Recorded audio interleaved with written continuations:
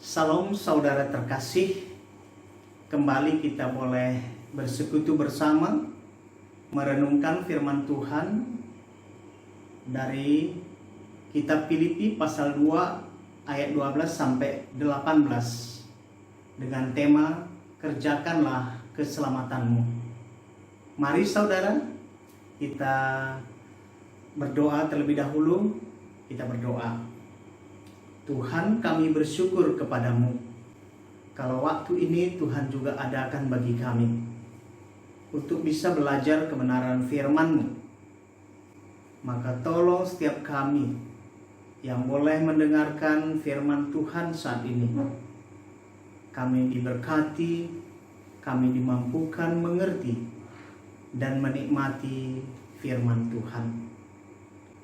Dan mampukan juga kami untuk menghidupi firman-Mu. Berkati kami semua, di dalam nama Yesus kami berdoa. Amin.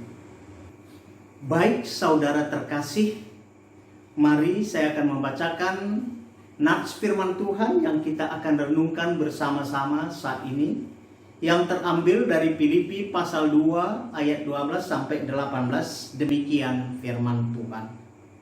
Tetaplah kerjakan keselamatanmu. Hai saudara-saudaraku yang kekasih, kamu senantiasa taat. Karena itu tetaplah kerjakan keselamatanmu dengan takut dan gentar. Bukan saja seperti waktu aku masih hadir, tetapi terlebih pula sekarang, waktu aku tidak hadir. Karena Allah lah yang mengerjakan di dalam kamu, baik kemauan maupun pekerjaan menurut kerelaannya. Lakukanlah segala sesuatu dengan tidak bersungut-sungut dan berbantah-bantahan, supaya kamu tiada beraib dan tiada bernoda, sebagai anak-anak Allah yang tidak bercela di tengah-tengah angkatan yang bengkok hatinya dan yang sesat ini, sehingga kamu bercahaya di antara mereka seperti bintang-bintang di dunia, sambil berpegang pada firman kehidupan, agar aku dapat bermegah pada hari Kristus, bahwa aku tidak percuma berlomba dan tidak percuma bersusah-susah. Tetapi sekalipun darahku dicurahkan pada korban dan ibadah imanmu, aku bersukacita. Dan aku bersukacita dengan kamu sekalian, dan kamu juga harus bersukacita demikian, dan bersukacitalah dengan aku. Sedemikian kebenaran firman Tuhan yang boleh kita baca, dan berbahagialah setiap orang yang boleh merenungkan dan melakukan firman Tuhan. Ya, saudara dikasihi oleh Tuhan Yesus, hari ini kita boleh memikirkan satu hal, yaitu tentang keselamatan kita. Bagaimana kita telah menerima keselamatan dari Tuhan Yesus secara sempurna, dan tidak perlu ada usaha lagi untuk menambahinya. Karena ketika kita percaya, benar-benar di saat itu juga kita beroleh keselamatan, dan pasti di dalam Tuhan Yesus. Tindakan yang perlu sesungguhnya setelah kita menerima keselamatan adalah bagaimana kita, saya dan saudara, harus mensinkronkan kehidupan kita sesuai dengan identitas kita yang baru sebagai orang yang sudah diselamatkan, disucikan dan dibaharui, sehingga nyata dan nampak antara identitas dan perilaku kita. Dengan demikian hidup kita menjadi lebih berarti, karena keselamatan kita tidak dapat dibatalkan, karena Allah sendiri yang menjaminnya.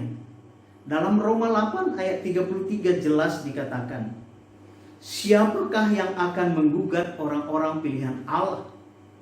Allah yang membenarkan mereka. Siapakah yang akan menghukum mereka? Kristus Yesus yang telah mati, bahkan lebih lagi yang telah bangkit, yang juga duduk di sebelah kanan Allah, yang malah menjadi pembela bagi kita. Karena keselamatan bukan sekedar masuk surga, saudara, tetapi bagaimana kita di dalam mempertanggungjawabkan anugerah keselamatan yang telah kita terima.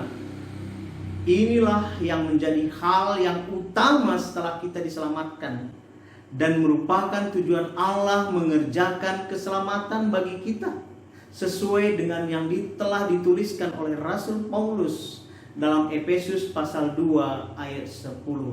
Masuk, hidupi dalam rancangan keselamatan kita, di mana Allah telah menempatkan kita.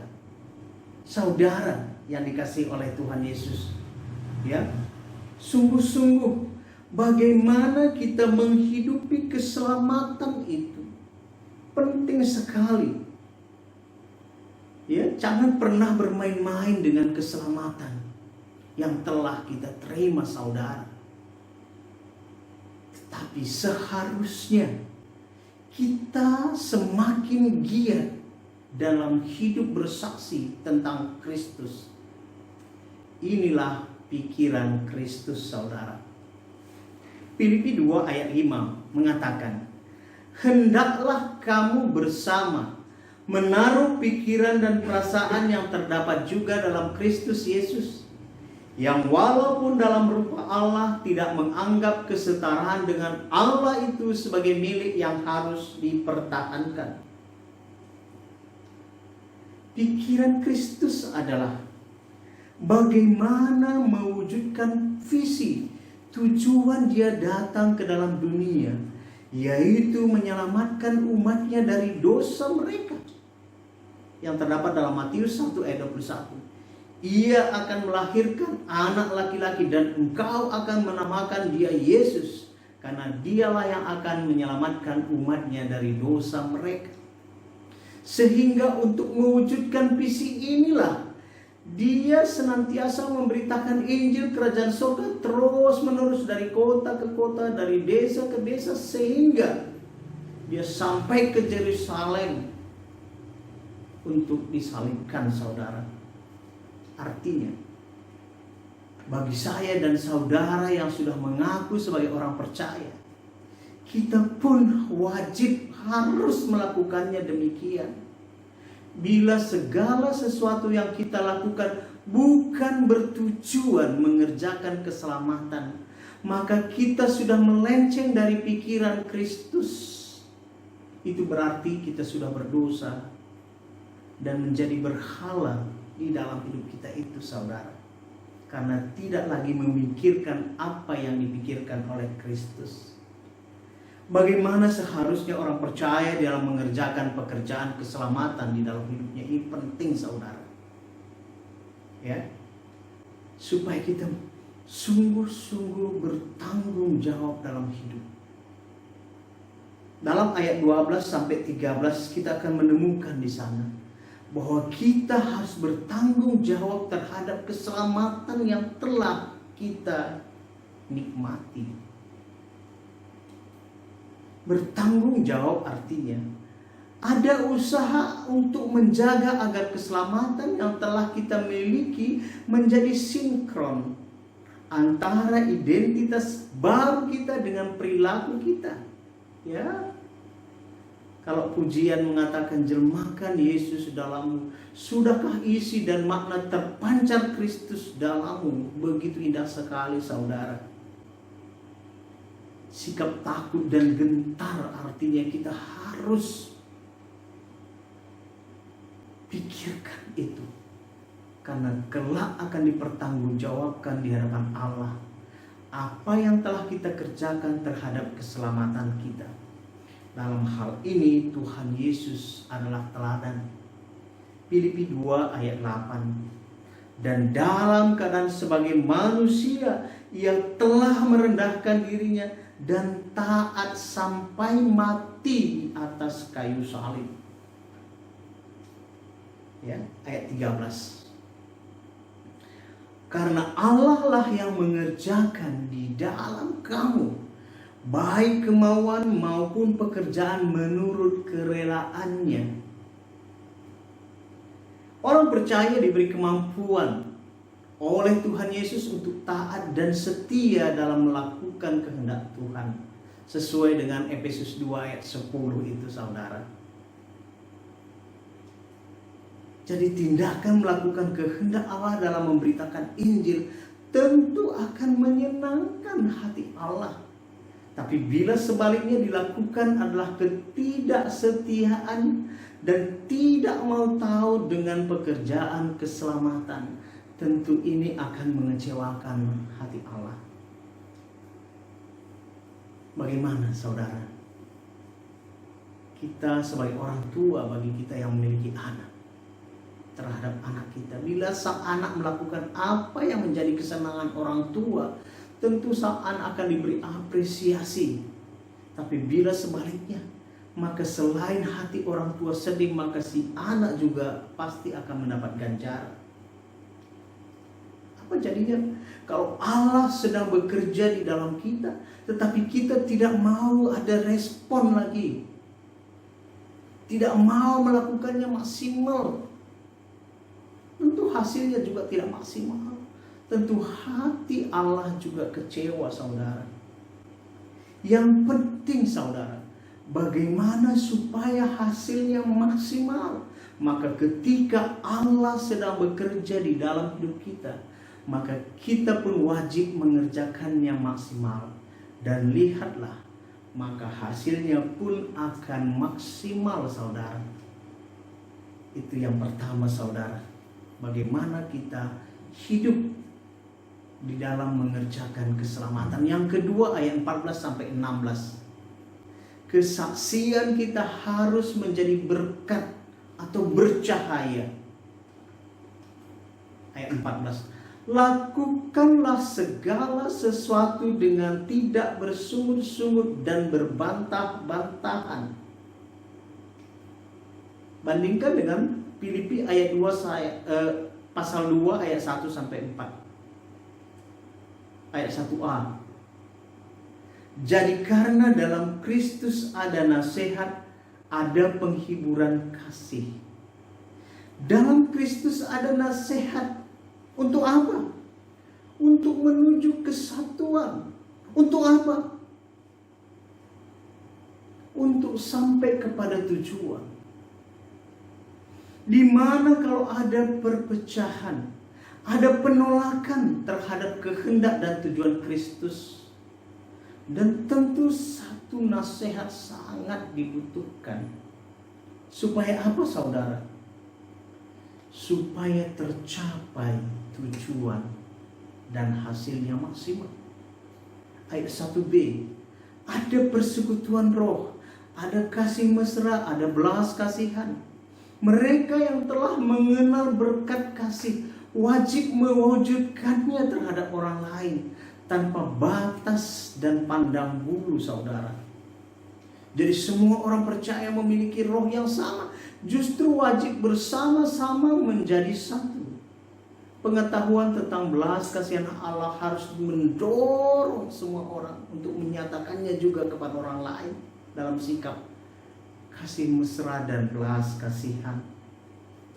Karena itu, sempurnakanlah sukacitaku dengan ini. Ya, menarik sekali. Hendaklah kamu sehati sepikir dalam satu kasih, satu jiwa, satu tujuan, dengan tidak mencari kepentingan sendiri atau puji-pujian yang sia-sia. Sebaliknya, hendaklah dengan rendah hati yang seorang menganggap yang lain lebih utama dari dirinya sendiri. Dan janganlah tiap-tiap orang hanya memperhatikan kepentingannya sendiri, tetapi kepentingan orang lain juga. Saudara yang dikasih oleh Tuhan Yesus, kalau kita lihat kembali ayat 15a, supaya kamu tidak beraib, bandingkan dengan kehidupan dunia di mana mereka itu jemaat Filipi dulu hidup, dan hari ini kita hidup saat ini. Mereka yang belum percaya, maka tindakan aib dan noda, juga hati yang bengkok, itulah yang mereka hidupi. Itulah yang ada di sekitar kita. Tetapi setelah kita percaya kepada Tuhan Yesus, sangat bertolak belakang, saudara, kontras sekali. Tindakan bersungut-sungut adalah tindakan yang menganggap, oh aku saja yang benar, yang lain salah. Berbantah-bantahan, sikap yang tidak mau mengalah dan merendahkan diri, sehingga kedua sikap ini akan menggagalkan rencana Allah dalam hidup kita. Saudara dikasih oleh Tuhan Yesus, bandingkan kehidupan dunia saat ini dengan kita orang percaya. Kita orang percaya punya dua kewarganegaraan. Warga negara dunia dan juga warga negara sorga. Maka kita harus menunjukkan identitas kita itu sungguh-sungguh sebagai orang yang memiliki warga negara sorga.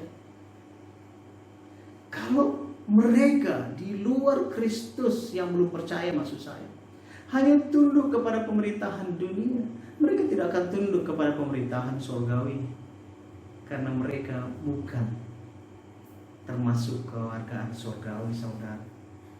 Jadi kita harus memahami hal yang demikian, sehingga kita akan berjuang untuk berbeda dengan dunia ini.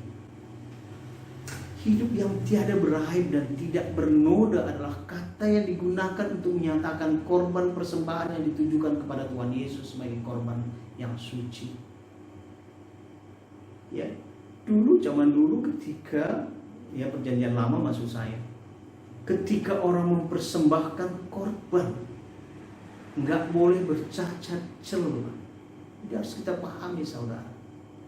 Maka hidup kita yang sudah disucikan, dikuduskan oleh Tuhan Yesus, harus kita tunjukkan hal yang demikian di tengah-tengah dunia yang bengkok ini. Kita tidak boleh mengatakan kalau dunia sudah seperti ini bobroknya, ya percuma saja menjaga kesucian hidup.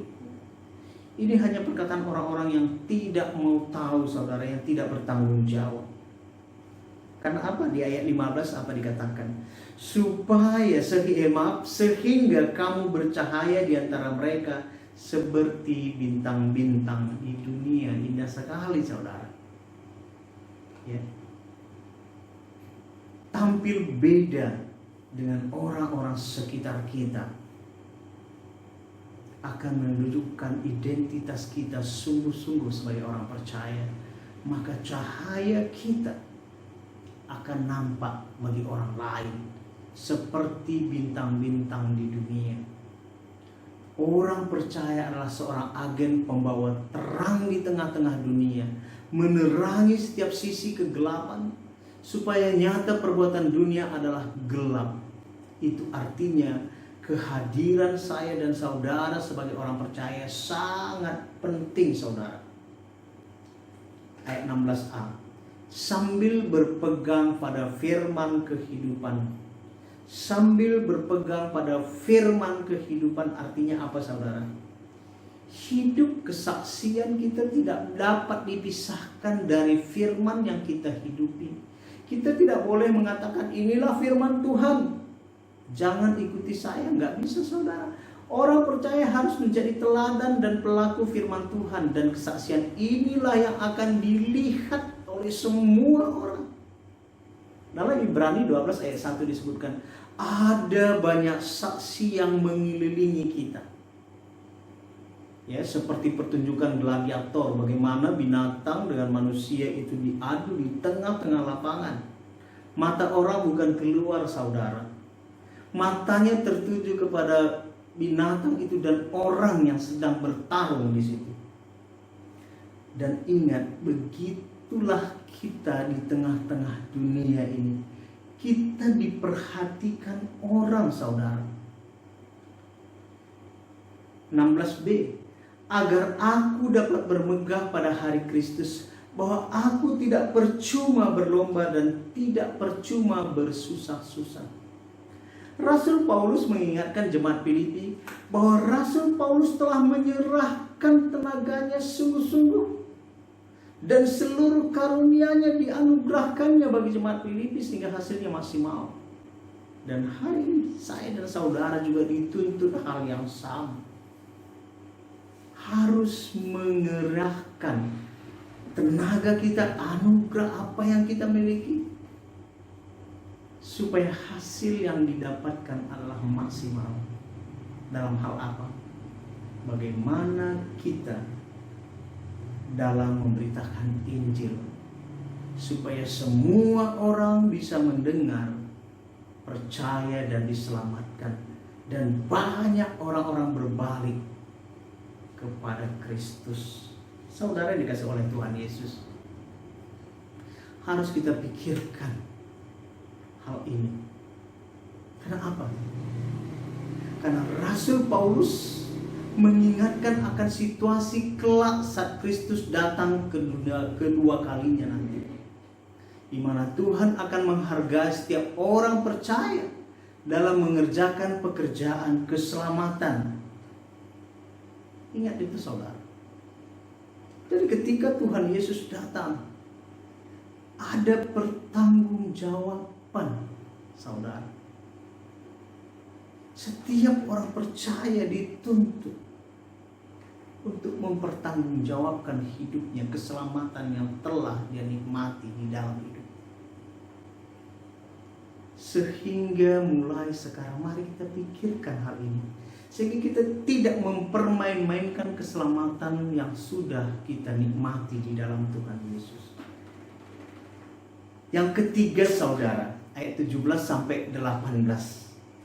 Bersukacita dalam penderitaan. Bagaimana mengerjakan keselamatan itu saudara? Kalau sepanjang kita belajar kitab Filipi, temanya memang tentang sukacita. Dalam situasi apa? Dalam situasi penderitaan karena iman. Dan ketika saya dan saudara mengerjakan keselamatan itu, pasti penderitaan ada. Tapi di dalamnya kita tidak boleh patah semangat. Tidak boleh berhenti atau stop. Tapi malah bersukacita. Sehingga hati kita memang terus tekun mengerjakannya, memberitakannya dengan semangat kepada orang lain di sekitar kita. Mari, apa yang disaksikan oleh Rasul Paulus ayat 17 dikatakannya, tetapi sekalipun darahku dicurahkan pada korban dan ibadah imanmu, aku bersukacita dan aku bersukacita dengan kamu sekalian. Artinya, kerinduan Rasul Paulus, saya dan saudara ikut dalam sukacita yang dirasakan oleh Rasul Paulus. Dalam hal apa saudara? Nanti ada upah bagi orang yang setia mengerjakan keselamatan. Dalam terjemahan bahasa Indonesia masa kini dikatakan, mungkin saya akan dibunuh dan darahku menjadi korban curahan di atas apa yang telah kalian persembahkan kepada Allah sebagai bukti tanda bahwa kalian percaya kepadanya. Saya bersyukur atas hal itu dan turut bergembira dengan kalian. Ingat, surat ini dituliskan oleh Rasul Paulus kepada jemaat Filipi pada saat apa saudara? Dia sedang ada dalam penjara karena Kristus. Filipi 1 ayat 13. Dia sudah siap. Kalaupun dia harus mati karena Kristus, namun dia bersukacita. Karena apa? Kemajuan iman jemaat Filipi yang terus semangat memberitakan Injil. Dan kepada kita juga hari ini, kemajuan Injil seharusnya menjadi nyata di tengah-tengah dunia yang bengkok ini, supaya semakin banyak orang-orang berbalik kepada Kristus. Mengerjakan keselamatan berarti ada sukacita walaupun kadang harus mengalami penderitaan seperti penolakan dan pelecehan. Tapi karena demi kemajuan Injil, kita tidak usah malu karena itu bukan dosa. Tetapi mengerjakan kemuliaan Allah melalui hidup kita maka bersukacitalah karena kita layak mendapatkannya. Ayat 18. Dan kamu juga harus bersukacita demikian, dan bersukacitalah dengan aku. Sikap ini untuk menguatkan jemaat Filipi saudara dan kita hari ini. Untuk apa? Agar kita tidak larut dalam kesedihan, larut dalam penderitaan kalau ada penolakan, tapi bersukacita dan terus bersukacita dan semangat terus seperti Rasul Paulus. Untuk apa saudara?